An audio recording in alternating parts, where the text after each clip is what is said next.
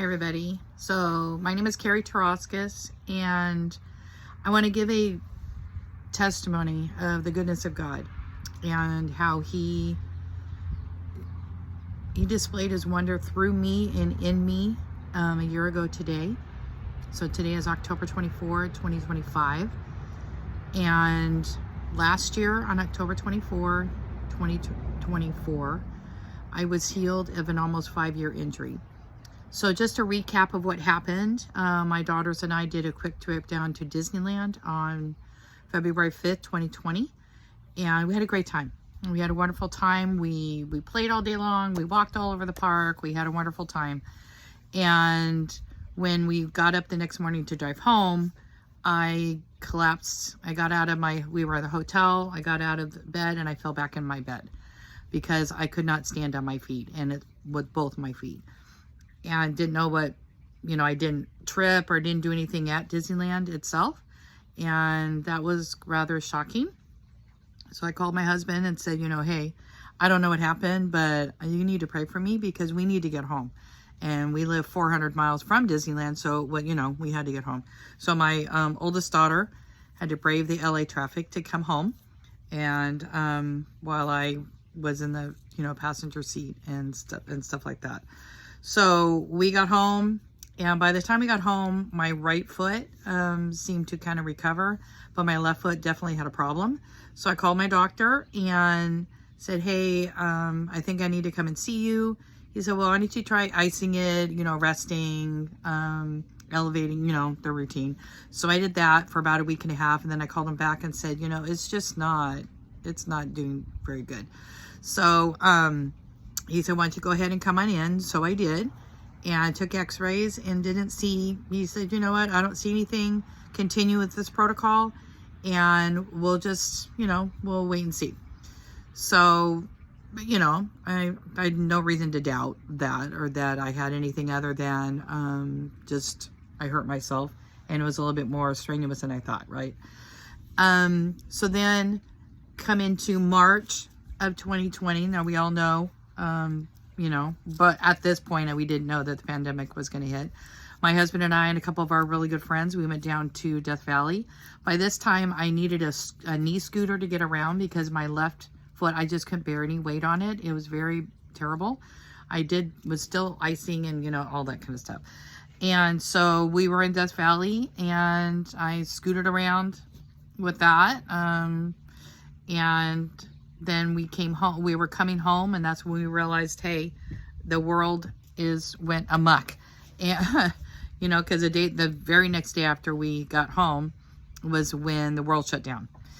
And here I am with a foot, and then for some reason both of my feet were bothering me, and basically everybody kind of was trapped. We didn't know. Everybody was scared. I mean, myself too. And we're praying, Lord, what is going on? So now both of my feet were in pretty bad shape. I had them elevated all the time. This is a sensation I would tell the doctors. It was, wah, wah, wah, wah, wah. That's what they did constantly. It was nonstop. Sleep was minimal at this point. It was very painful. Advil didn't touch it. I was taking, a lot of that, and it didn't touch, so I just stopped, because why take something if it doesn't even work, right? And so the pandemic kept going. Everybody thought, oh, a week, 2 weeks, or whatever. Well, progressed into a long time. And then when things kind of finally settled down, I called back the podiatrist, the doctor that I'd seen, and I said, hey, I'm in pretty bad shape. Now it's both feet. And he said, well, why don't we get an MRI? So I did the MRI, came back with, well, looks like you had torn tendons on the same tendon in each foot. And, but it looks, on your leg, I think it's called the anterior, I don't know. It's one that's on the outside of your shin, and it concentrates down into your ankle and your top foot. He said, it looks like it's healing though, but just continue the protocol you're on and you should be fine. So that was in May. Fast forward, June, July, and mind you, this is really hard because it's, the pandemic, COVID. You have to do everything, any medical thing you're having to do by yourself.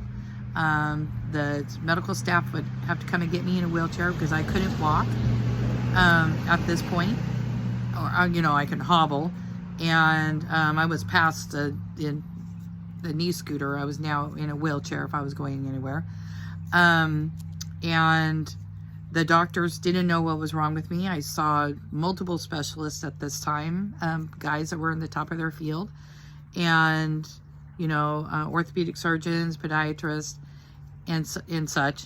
And they say, you know, we just don't know what's wrong with you. And, you know, disheartening to say the least. And I'm having to do all this by myself. Either my husband or my son was in the parking lot at these medical facilities while I was in there by myself.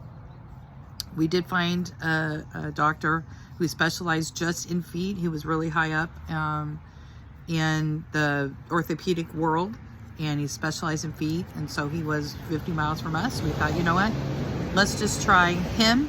He came, you know, recommended, so made an appointment, got in and saw him, and it was in September of 2020. All right, so now I had been walking on my feet, so I got injured in February, so now it is September. And at one point during this process, my family it was so hard for them to see me just barely able to cope walking. So they suggested I get the big black boots that you would wear like post surgery or something like that. So now I had two. I had a matching set. And so that's what I wore. We wore them to bed. I wore them out. And I spent them, you know, 99% of my time was in my room with these huge massive pillows propped up and my feet on them, and with ice on them. Or I was also doing a ice polar plunge type thing where I could literally would put my feet in freezing cold water, and I would do hours and hours. And I tried doing that like last month. I couldn't even stand a second. This was hours and my feet would be in there, and didn't even touch it. It was really the only way that kind of calmed everything down was to have them sitting in the ice bath, and I did that nonstop, and didn't get freezer burn. Praise God for that. And so, okay, so now we're in September. Go see this doctor. He took some fresh x-rays, and he says, you know what? You could have what would be basically carpal tunnel, but in your feet. And he said, but, you know, I don't know. Why don't you go away and then come back? So I take that back. That was in, I think, maybe in July. And then I went back and saw him September. And September 30th to be exact. And so I went and saw him. Now this is round 2. And I told him at the beginning of the visit, I said, hey, I'm going to record this because I can't trust myself to remember what you're going to say. And so he knew full well, and he was sitting right there in the bed. And I said, I want to record this because, you know, whatever you say, I want to be able to share with my husband and my family or whatever. And he said, you know what? You don't have a problem. It's all in your head. Like, actually, it's all on my feet. It's not up here. It's down on my feet. And he said, I can't help you. There's nothing wrong with you, you know, yada, yada, yada. I was shocked. I was dumbfounded. I was hurt. My life was completely altered. And I said, seriously, you know, if I was your wife, you would be okay telling me, you know, hey, you're fine. And when she wasn't fine, and I said, you're telling me now that I can go on and live my merry life and my feet will be fine. I won't further injure them by walking on them. He goes, no, you'll be fine. And he did not like the fact that I was challenging him. I mean, I get that, but you know, hey, it's my health, right? So at that point, I said, you know what? I'm done. I'm out of here. It's not in my head. My feet were screaming. They screamed nonstop. I mean, nonstop. The pain level was 9 or 10. Now, pain levels are very subjective. You know, somebody who has a high tolerance for pain, what your level 1 is, there, you know, they can go to 20 and be fine. But, and I have a pretty high pain tolerance, but it was incapacitating me completely. And I wasn't sure if I was damaging them further because I didn't know what was wrong. And so I said, you know, hey, I'm out of here. I actually had made an appointment with a gentleman. His name is Alino Cedros. And he's basically the most knowledgeable of the physical body that I've ever met in my life. And I said, I'm actually going to his clinic. As I leave you, doctor, do I have your blessing? And he said, well, you don't need my blessing. And I said, I don't care. I want it anyways. And he said, yeah, you can have my blessing. And so I left. And my son is actually who was with me that day. So I didn't have a diagnosis. Nobody knew what was wrong with me. And somewhere along that, I don't know if it was here or maybe a little bit later, a doctor actually wrote a wrong diagnosis on my chart. I think it was after this.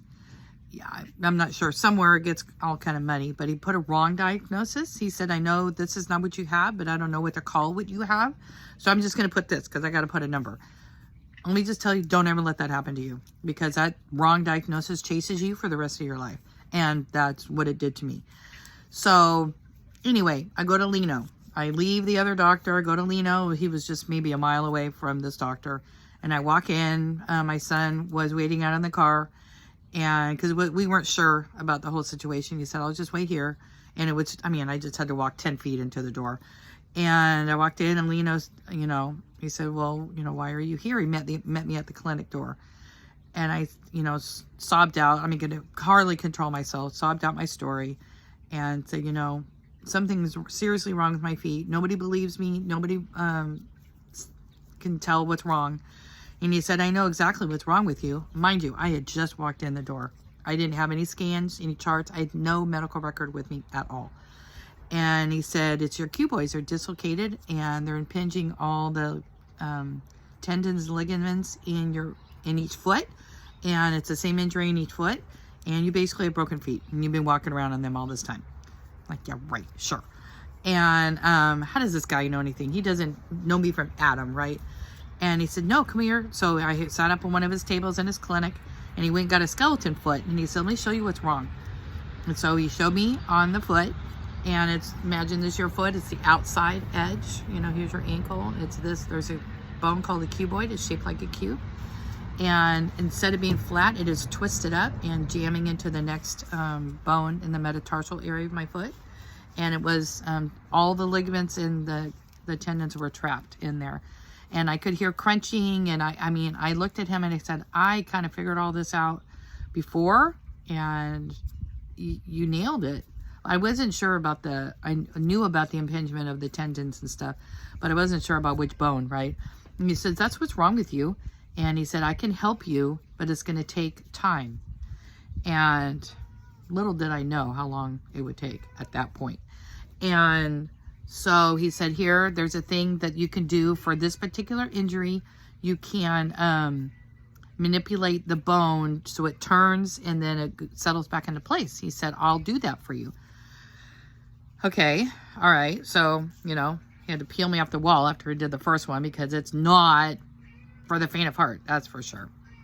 And so he did one, I did the other, and he said, okay, you're good to go. I'll, have a nice life, that kind of a thing. So that was on I want to say it was on a Wednesday or Thursday. I think it was on a Thursday.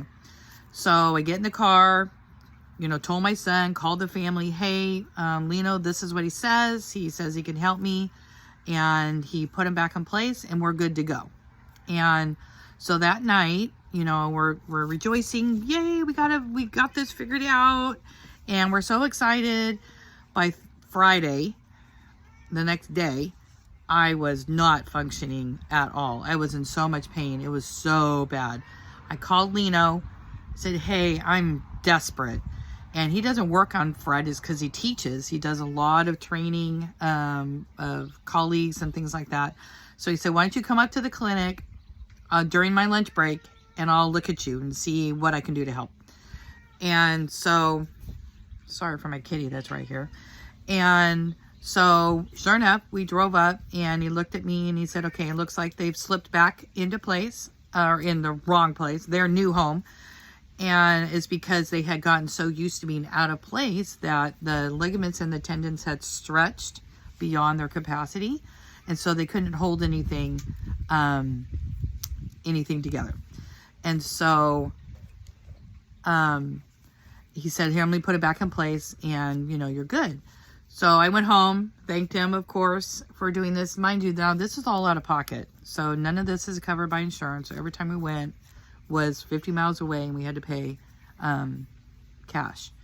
And so fast forward into October, my husband wanted to do a getaway. Mind you, this is COVID still happening.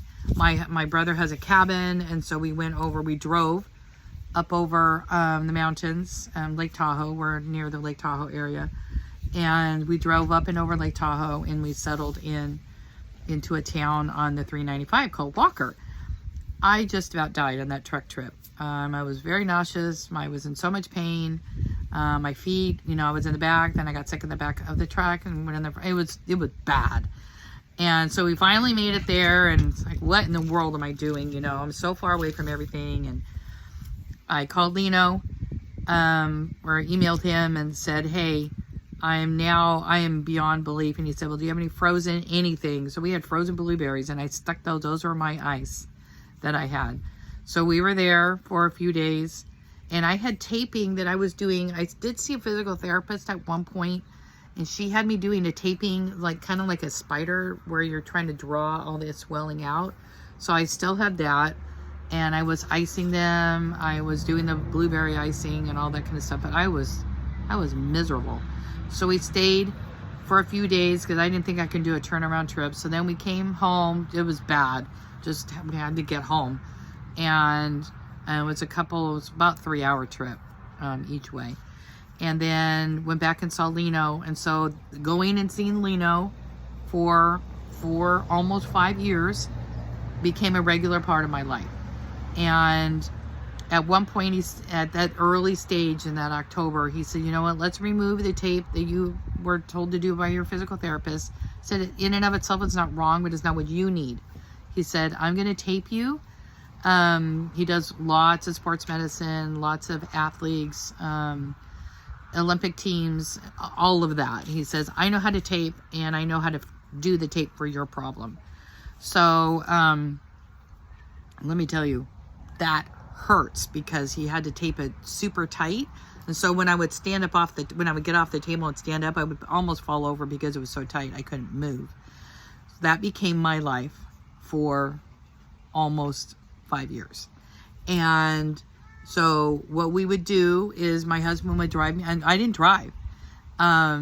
We would get up early, and we would do before work. My husband would drive me up to go see Lino 2 to 3 times per week. Mind you, this is all out of pocket. And Lino would fix my feet, retape them, and we'd go home. And excuse me. So we did that forever. And we tried, he would ask, different things. Would you want to go see, he has a podiatrist that he would refer people to. At one point I went to him, and Lino said, I really think you need some inserts for your feet. So let's mold your feet and have those. I couldn't even put them on my feet. I couldn't even let my feet be in them. I laid my feet on top of them for 30 seconds at a time, and I was over the top. And that's with tape on, the whole 9 yards. And so that didn't work. So at some point right around this time, my daughter, who became my caregiver, my youngest, became my caregiver. She said, you know what, you need to stay in your room. You shouldn't be on your feet. You just need to be immobile, basically. So I spent a year, 365 days, a year in my room. A year. Let that sink in. I spent a year in my room. It was hard, super hard. But God, through this whole thing, God did not let me go. He did not let me go. He led me to Lino. He led me to all these things. He helped me every night. I just was in anguish. Remember, this was wah, wah, wah, wah, wah. That was them, my feet. They constantly were screaming. And so during that year, when I was in my room, God had called me right about 2 months after I had injured my feet. It was Mother's Day, and we were watching church as a family online, which many people were doing at that point. God called me, and he says, are you going to listen to me? I said, yeah. And he says, well, I'm calling you to write. And you need, and like, whoa, okay. I mean, totally, I'm watching the sermon. And, he says, I want you to write. And I had already started a blog because I had had a previous injury that I called the blog Sovereign. Talked about chronic pain and injuries when you don't really know what's going on. It was a gallbladder surgery. They went amok. Basically, I was literally electrocuted during that surgery inside because it was done with a robot. Anyway, God healed me from that. Praise God. And then God said, that blog that you have neglected to do for the past few years, he says, I want you to re-up that again. And he says, I want you to write, and I want you to be consistent. So every Friday, I would write a blog about suffering and lessons that you learn from the Lord during suffering. Turns out there's a lot to say on that subject. Many pulpit, many pastors and stuff don't talk about it in the United States. Now, suffering and persecution is well spoken of and well talked about in other countries. But here in the U.S., we run from that. And it's a shame because I think that's where you grow the most is during suffering. Because you have to really learn to rely on the Lord and not yourself. Okay, that's what I did. And my favorite verse, my life verse is Exodus 15:3, is Yahweh is a warrior, Yahweh is his name. And Yahweh is a name that is a covenant-keeping name of God because he keeps his covenant, right? And that's the name of God that's in that particular verse. And the Israelites were being led out of Egypt. And so in the previous chapter of Exodus, so Exodus 14, they're at the Red Sea, and Moses saying, don't look back. The enemy you see now, you don't have to worry about them. God will deliver. You just need to be still and let God fight your battle. And his name is warrior. And so that became, God became my warrior during this whole process. And his sovereignty is stamped all over me. And so I would write from that perspective. Every Friday I was writing. And then that morphed into being a guest writer for devotionals. I found I never realized I was writing devotionals. And so I wrote for others. I did a magazine for a couple years. I wrote devotionals for them. I wrote devotionals for other folks. I wrote devotionals for a lot of places, did a lot of graphics, graphic design, all this kind of stuff in my room. Turns out you can do a lot of things. I planned a wedding during that time. You can do it. I taught Bible study during that time. You could do a lot of things sitting in a chair. Who knew, right? I didn't. I learned the hard way. There was times when, so there's the issue of, did I get angry at God? You better believe it. If somebody tells you can't display your emotion to the Lord, then you need to, walk away from that kind of person. Because if I can't be real before God, what's the point, right? My God can handle any emotion that I have or that I throw at him. And I've thrown a lot at him. And that's when I realized that, when I have my temper tantrum, he doesn't not love me. He still loves me. He opens his arms and says, why don't you come here, child? Let me just love you. Let me just hold you. And that was the extent of my relationship with him, really deepened during this time because I saw that father love that he has for his children, especially one that's hurting. It was beautiful. Every week I just had new revelation of who he was in my life, how he was working in my life and the life of my family. My son, the wedding that I planned, my son met his future wife, and I think it was after they were married. At one point she said to me, she says, I've only known you in suffering. And that brought me to tears because when I met her, I wasn't suffering. And I just said to her a couple weeks ago, you realize that I'm healed now, and now you know me from before, but I'm not the same person that I was before. I'd like to think that I've changed, but I don't know. I would hope. Okay, I can't go through something like this and not change for the better. So I I just lived life. I prayed constantly for healing. I was the persistent widow in Luke 18:1 talks about Jesus told a story, a parable about a widow. And she went to a judge, an unrighteous judge, and she would beg him for mercy, beg for relief from her adversary and justice from her adversary. That became my plea. Who's my adversary? The enemy. He wanted to take me out. He wanted to, silence me. He wanted me to stop writing. He wanted me to stop teaching Bible study and, whatever I was doing. And so I would cry out to the Lord all the time, God, mercy, mercy. And nothing. I mean, I was still, going up to Leno 2 or 3 times a week, all the time. He did teach John how to tape my feet. So in between some of that time, John was taping my feet, and my feet, I had skin problems because you have all that. I had 5 layers of stuff on my feet. And so we had to deal with that. I tried red light therapy. I elevated. I did, excuse me. If I had the taping on my feet, I couldn't ice them because it would, waterlog all the stuff. So elevating my feet was the biggest thing that I did. And I wore my boots, those black, big, chunky black boots. I wore them morning, noon, and night in bed, outside. I would maybe hobble outside in our backyard, and I would sit there. I did not drive. I didn't go grocery shopping. I didn't do any cleaning in the house. I didn't do laundry. Nothing. I did nothing except exist. And my family rallied around me. My family rose up to the challenge, and, Abby became my caregiver. And I was not, we didn't coerce her. She willingly and lovingly chose that. And I am forever indebted to her. And I'm very, very thankful. So fast forward, it was October 24, 2024. My husband was traveling. So it was, trying to remember, I think my daughter was married. So now it's just my youngest, and my husband John and I were at home because my other two children were off and married. And so John was traveling. It was just Abby and I. And it was a Thursday night. And I was by myself. I always do my Bible study at night. And the Lord said, Carrie, you're healed.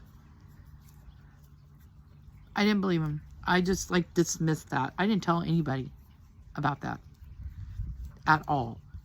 And so John came home. I didn't say anything. And God's spoken to me before. So I knew his voice, and I knew that voice. That is a voice that I knew. And so I, just kind of lived life, right? So that was a Thursday night. Sunday morning, we sing in choir. And my husband and I had to be there early because, we sing early. And so we were up pretty early that morning. And that morning, God told me again, Carrie, you're healed. Walk in it. All right. Talk about a gracious God. He gave me 2 times he spoke to me in 3 days. He said, Carrie, you're healed. Walk in it.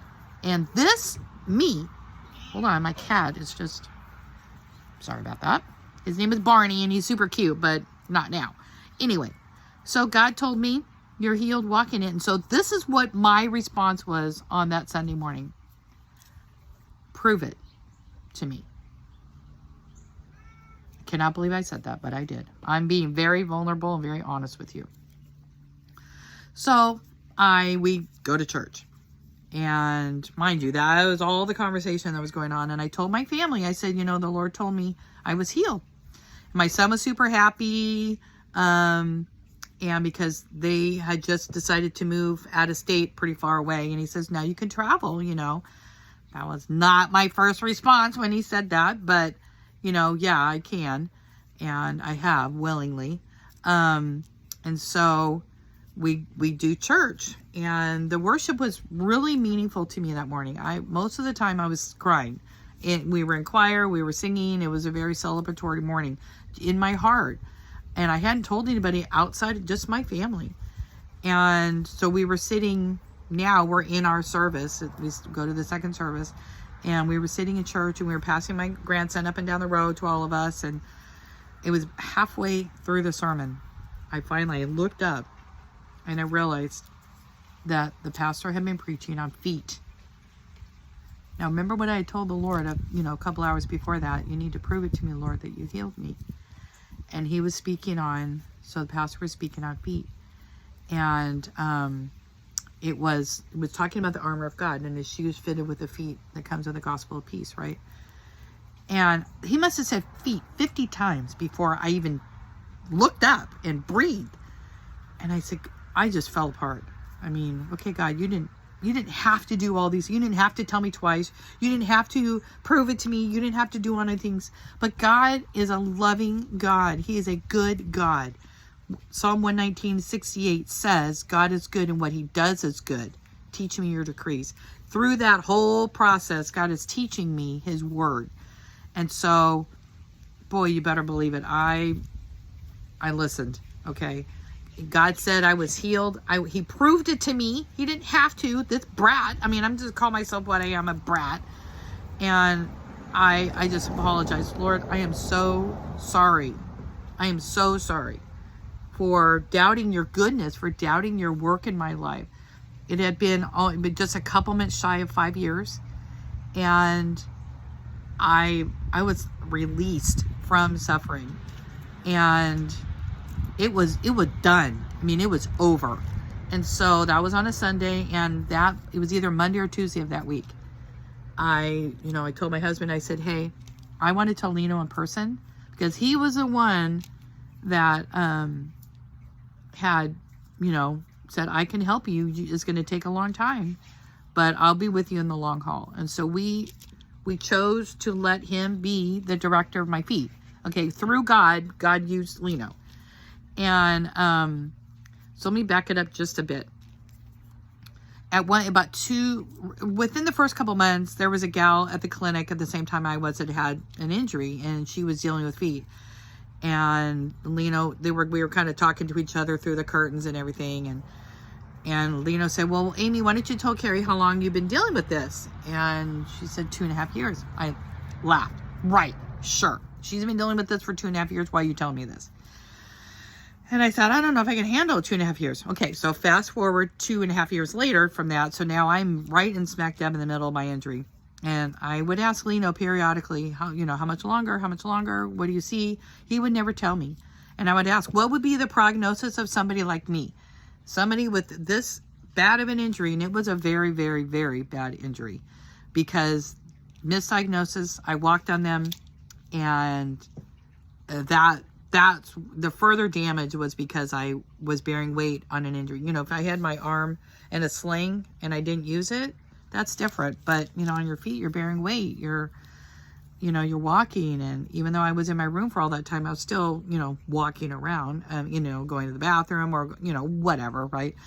And, so he didn't want to tell me. So finally, 2.5 years into it, I said, Lena, you got to tell me. What? I want to know. And he said, well, I didn't want to tell you. And I said, I don't care. We're beyond that. And so he told me, and I can see why you didn't want to tell me. So do you want to know? He said, Carrie, I haven't seen anybody on the other side of this type of injury. And I said, well, why? Why haven't you seen anybody on the type of this injury? And he said, because they don't make it. And I'm like, what do you mean by that? And they commit suicide. Okay. That took me a really long time to get over. And even now, my heart just drops in my throat. That's the kind of injury that I had. It was that bad. It was seriously that bad. And wow, okay, that took me really long time to get beyond, okay, God has been with me through this whole process. It's that bad of an injury. Wow. God, you have not failed me. Jesus is the same yesterday, today, and forever. That's Hebrews 13. And he is. And he did not let me go. Even when in my darkest moments, or when I would cry out or be in disbelief, or, God didn't let me go. And so I thank Delino for telling me, but boy, that was a hard pill to swallow. It was, wow, that was massive, like horse pill massive. And okay, so now fast forward to October 24, 2024.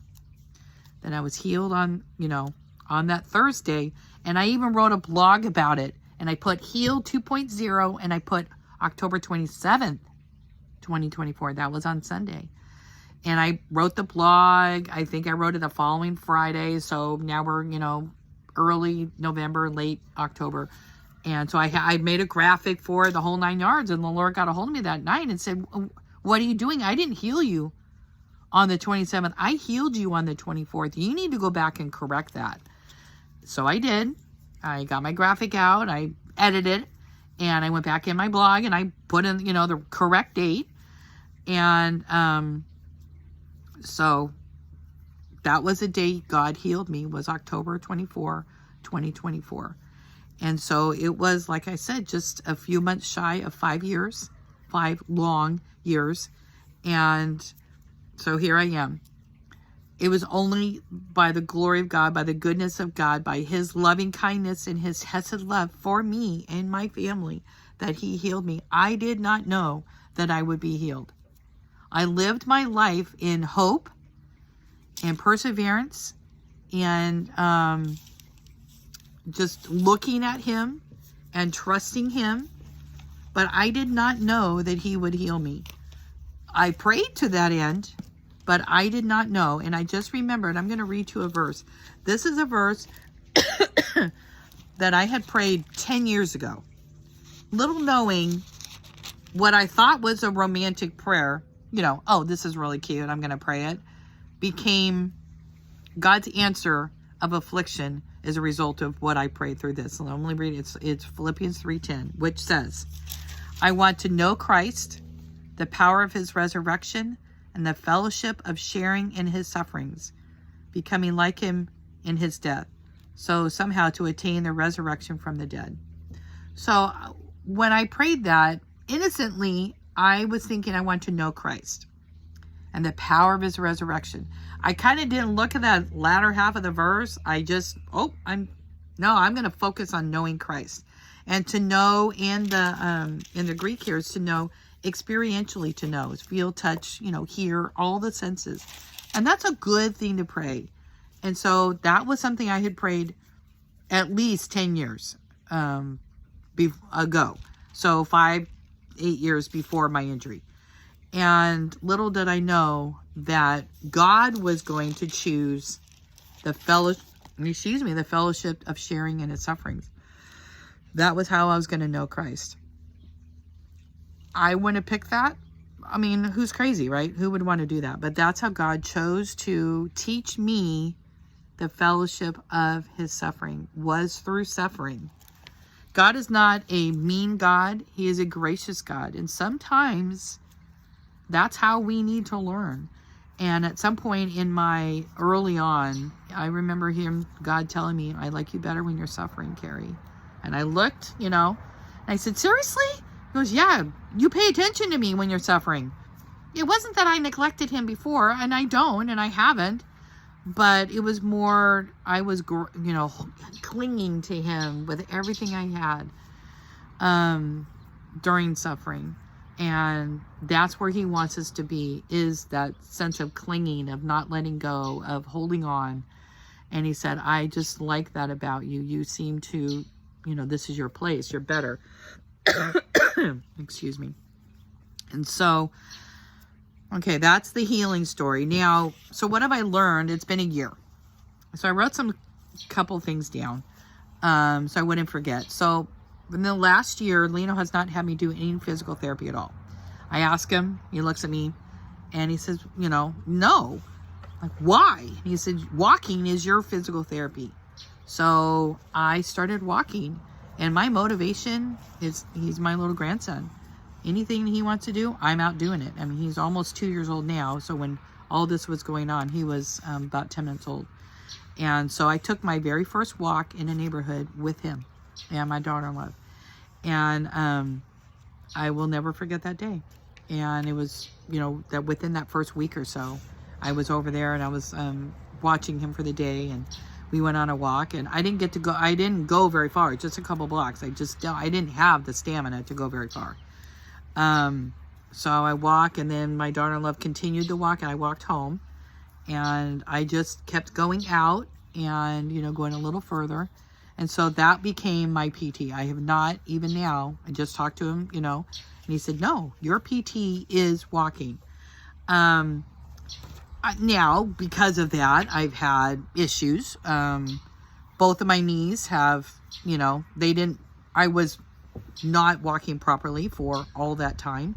And so now that I'm bearing weight properly on my feet, or trying to gain, properly, my knees have, what's happening is the cartilage keeps popping out of each knee. So right now I'm dealing with the right one. Last year so right after all this was my left one. And so I'm taping with KT tape. He puts the cartilage back in. It is not pretty at all, but that's what's going on. I have hip problems, but I don't have this, whoa. I'm not wearing my boots to bed. I have shoes. I mean, granted, they're, almost $200 shoes. I have one for inside and one for outside. Yeah, I go barefoot, minimal. He wants me to try different ways of walking, different kinds of shoes. I have flip-flops, but I wear them when I'm outside, and I go about 10 feet. I put them on my feet and I come back. That's about it. That's the extent of going from my house to the hot tub, that kind of a thing. What else do I do? I drive. Me. Go grocery shopping. The first time we went to Costco, it had been almost 5 years. Okay, the world kept going, and I didn't know how to use self-checkout. I didn't know how to use my card with the scanner. What do you call that? Whatever. I felt really kind of like I was from the 1800s, and now here I was in a modern grocery store, and there you go. I had a lot to learn, but I can do it. And then with my son moving and my grandson went with him, I've now gone to their state gobs of times, and many of those trips have been solo trips. I could not have done that I would have done it, get a grandma's love. Let me tell you, it'll do anything. It'll jump mountains, but I don't have to worry about that. I can walk these airports, some of the airports I've never been in before. And okay, Lord, you're with me. He has guided me every step of the way. He's given me great seatmates, helped me at all the airports, and I'm doing it. And it's only by the grace of God am I doing that. There's nothing. Remember, I was the doubter. This was me. And, but God, in his grace, in his mercy, and his goodness, chose to heal me, and I give him all the glory. So what did I do? What am I doing now that I didn't do before? I'm writing, pretty consistently. I'm teaching Bible study. I was teaching before. Now I'm teaching by myself, and it is amazing. We're doing the book of Daniel right now, and I give him so much honor and so much glory for what he did for me. I'm sorry, I didn't want to get emotional, but when I think back of that time, I can't hardly think about some of those days when the pain was so bad without having a pause and remembering, wow, that was me. That was my life. And it upset our entire family. You can't go from being totally, completely a working member of the family and then not have repercussions from that. My 2 children got married during all that time, and life still had to go on. And I've told my daughter Abby so many times, it was because of her persistence and her loving care that she would not let me add more burden to walking or my feet or something like that. So many times she said, you need to go sit down, you need to rest.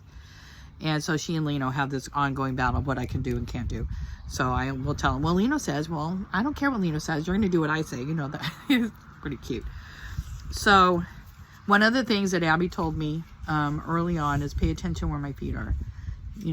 She will tell me even now, focus, look where your feet are going, focus. And some of the reason why the cartilages slip out of my knees is because of the uneven surface. It happens. You're walking on dirt or a trail. We have a pasture and I'm feeding animals, that kind of a thing. And so Abby has told me more than, I can't even count how many times she's told me, pay attention to where your feet are. There's one point I had to learn how to do stairs. I kept hitting my heel on the stairs when I was walking down. And mind you, this is gripping the rail as I'm walking down. And I asked Leno, he said, well, you have to train your feet again, how to handle stairs and the depth of the stairs and the length of the step and, you know, all that kind of stuff. And so I had to retrain everything.